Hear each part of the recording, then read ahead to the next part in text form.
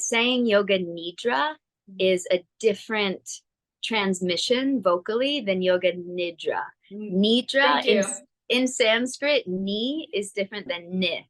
So ni invites us into restoration. Ni is a bit more intense. So I just want to thank you so much for that. It's not really talked about, but just so that we're not undoing the practice by the word itself. So yeah, this series is designed to be a little like collection of practices that you can choose to do at any point. You can just have this archive of practices that, like, anytime you need a rest, they're all about 20-25 minutes. You turn it on, you put your eye mask on, you lay down on a surface, and you are guided through your awareness, through your breath, into a space of harmonizing your nervous system and creating an access way, a path to that natural place that we heal and we restore.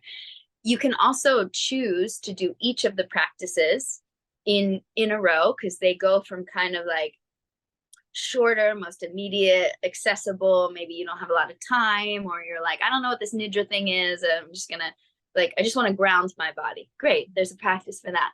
You can kind of go in order and then repeat. So every time you finish the 5 of them, you do another one. You can also, what I like to do, how I rotate through my practices, is you choose one and you commit to it for a certain amount of time. In the way my teacher, Tracy Stanley, talks about it is 40 days. 40-day sadhana is a wonderful amount of time. Like, if you can really commit and be very generous and compassionate when maybe, you miss a day or whatever, your human reality comes in, but you set the devotional intention to have a 40-day commitment to Yoga Nidra. It's not a hyperbole to say your life changes. Because when you are consistently restoring your nervous system amidst the continual dynamic swirl of your reality, you come into contact with the part of you that can be with all of it, that none of the content has to change in order for you to have access to that place that can stay steady, can stay centered.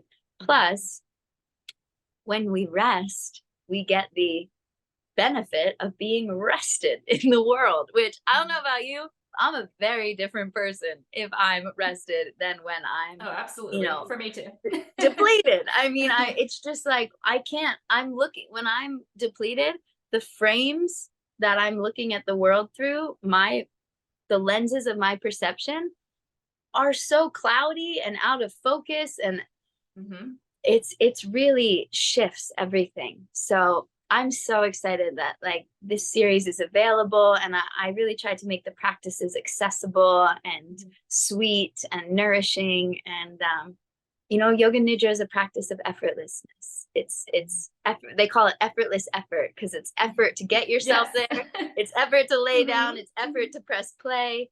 But from there, unlike most of the things we do, the work is actually to dissolve and to let go more and more and more.